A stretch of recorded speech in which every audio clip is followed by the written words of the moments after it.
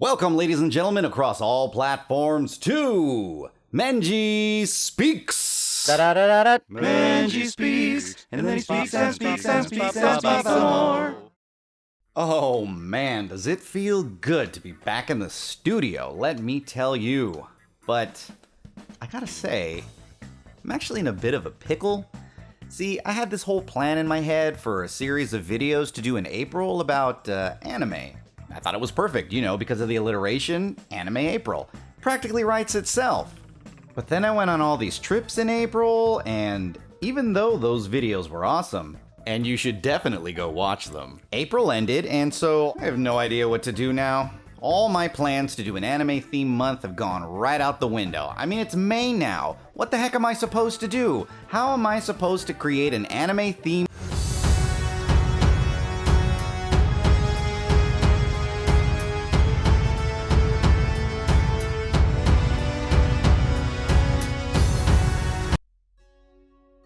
Okay, that was easy. Well, let's get down to business then. Yep, I hate anime. Okay, settle down. Now, to be honest, I actually used to be quite I believe the term is weeaboo back in the day. Heck, I was a weeaboo before the term even existed. While not necessarily something I'm proud of, it's also not something I'm really ashamed of either. Heck, my interest in anime sparked my interest in Japanese culture as a whole, and it basically got me to where I am today, so I'm not complaining. But when it comes to anime itself, I just don't look as fondly upon it as I once used to. But before I can talk about my current feelings, first we need to go back so that I can give you, as Matt Hardy calls it, context! The landscape of media was vastly different when I was introduced to Japanese animation than today. Finding anime on TV or even in movie theaters these days is no real surprise, but back then, it was still a bit of a novelty. During my youth, cartoons in the West were not only becoming fairly formulaic, and let's face it, they were also just gratuitous long-form commercials. Not that we cared at the time. Heck, this is the generation that gave us things like G.I. Joe, Scooby-Doo, and of course my personal favorite, the Ninja Turtles. I mean, heck, most of these series are still being rebooted and reimagined today, so it's not like they weren't without their staying power. But let's face it, despite many of these being based on characters who participate in some sort of combat, they were all very safe and very curated and made sure to include a moral, no risks, and no real stakes. With some certain exceptions. While we loved these shows, imagine then introducing a kid to the US to cartoons that had gratuitous violence, main characters who could die at any moment, even some adult situations. Our eyeballs exploded. On one side, you've had surfer dude turtles quipping and kind of fighting. On the other, you had Goku and Cell throwing lightning-fast kicks and punches in midair right before charging up a giant Hadouken that can destroy mountains. Then imagine you get introduced to the ultra-violent mind trip that is Akira, or that a show you were familiar with like Robotech was actually just a chopped-up, renamed, and bastardized version of a much better show called Macross. Couple this with the fact that up until this point, our only real exposure to anime had been Speed Racer or Astro Boy. Not exactly the creme de la creme. And the list goes on and on. Anime was like nothing we'd ever seen before. Not only a much more mature version of cartoons, but it was also a window, albeit a very small window, you'll come to find out later, of a culture halfway around the world from you.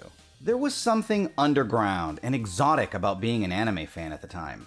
It was a lot like when people began trading mixtapes of music when cassettes became prominent. My friends and I were constantly trading VHS tapes around with 2-month-old episodes of various anime on them, quite often without any subtitles at all. That's how hungry we were for more and more.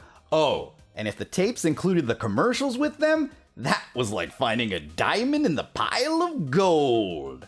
It was like belonging to a secret society. So what happened? Well, anime, you changed. Honestly, all the indecency started to catch up with anime as a whole, and eventually censors began to just crack down on all the violence and the racy content that was showing up, especially on TV.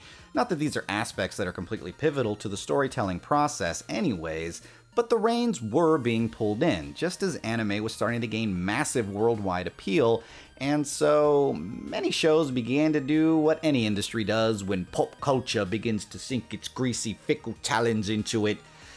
It became very formulaic, and a lot of the shows started to get real samey. I refer to this as the Naruto effect. For the uninitiated, Naruto was a very popular and long-running anime about a slightly bumbling but good-natured ninja tryhard named Naruto, who has to fight through various enemies of increasing difficulty who all had unique fighting abilities from one another. You may have heard me talk about this before. While this is not necessarily a unique narrative to anime, as you could technically say it started with Dragon Ball Z, Naruto upped the game, however, by making the characters far more interesting and unique from one another. I wouldn't even go as far as to say DBZ's heroes and villains were as fleshed out as Naruto's, especially when it's set in a world where death is kind of rendered meaningless. This style of writing catapulted Naruto into the stratosphere on both sides of the ocean, leading to movies, video games, and even a spin-off next-generation style continuation of the story, which is still running to this day. The problem with this is, other shows started doing this too. In fact, there's so many, I'm not even actually sure if Naruto is the one that actually started the trend. You had Bleach, Hunter x Hunter, Soul Eater, and One Piece, all with fairly similar premises and pacing and a wide range of success levels, but all still seeming very the same. Old weeaboo me probably would have ate every single one of them up. I mean, just like nom nom nom nom nom nom nom nom. But now me just couldn't do it. And trust me, I've tried. I've watched all of these shows and more, and while I can certainly see the appeal in every one, Bleach especially had me engrossed for a little while. Eventually, I fell out of it like all the others. But maybe that's one of the biggest factors in all this. I'm no longer old me. Old Menji was just a huge Japanophile, but almost a completely different person from the Menji you see before you today. Heck, I don't even think old Menji would have had the cojones to get in front of a camera like this. Old me liked anything that came out of Japan. It didn't matter if a show was made for boys, girls, little kids. I watched it all, and at the time, thought it was all the best thing ever. In fact, my love for anime was a huge part of what influenced me to go to animation school for college. And that's where anime became a bit of an Ouroboros for me. They say that going to school for any type of media ruins that medium for you forever, as you will never be able to enjoy it the same way again, and boy was that ever true. I came out of college with a much more discerning eye for all media and storytelling, and despite my best efforts to keep my love for anime alive, I could no longer see past its glaring flaws and realized that it was in no way about to change anytime soon. Not that it clearly needs to, as the freight train of anime's popularity has no signs of stopping. So do I actually hate anime? No, because luckily there are still many creators out there eager to make something that stands out on a different level, which is what endeared me to anime in the first place. The shows I appreciate now deal more with commentary on psychological, emotional, or moral states. Shows like Full Metal Alchemist, both versions, Cowboy Bebop, and even One Punch Man. These all still fall under familiar genres to anime, but with a new spin. These are all shows I highly recommend anybody watch, whether you like anime or not. Heck, my mom even got wrapped up in an episode of Cowboy Bebop once, and she has made it perfectly clear for a number of years her disdain for anime. Even quirky shows like Netflix's Aguretsuko with its clever commentary on Japanese society are high on my list. While I'm absolutely no longer the anime fan I once was, I think I'm just at an age where I don't really care where or how something gets made, just that it gets made well. At a time when the West has even had some anime-style hits under its belt, such as Avatar, the fighty one, and the Netflix Castlevania series. Above all else, anime has definitely proved that it has staying power, mostly because it's not a genre unto itself. It's more of a style than anything else, which can be morphed and molded to appeal to many different types of people. But in the end, if nothing else, I think we can at least all agree that anime otakus are just the worst. You Make sure to subscribe. Keep on running and jumping.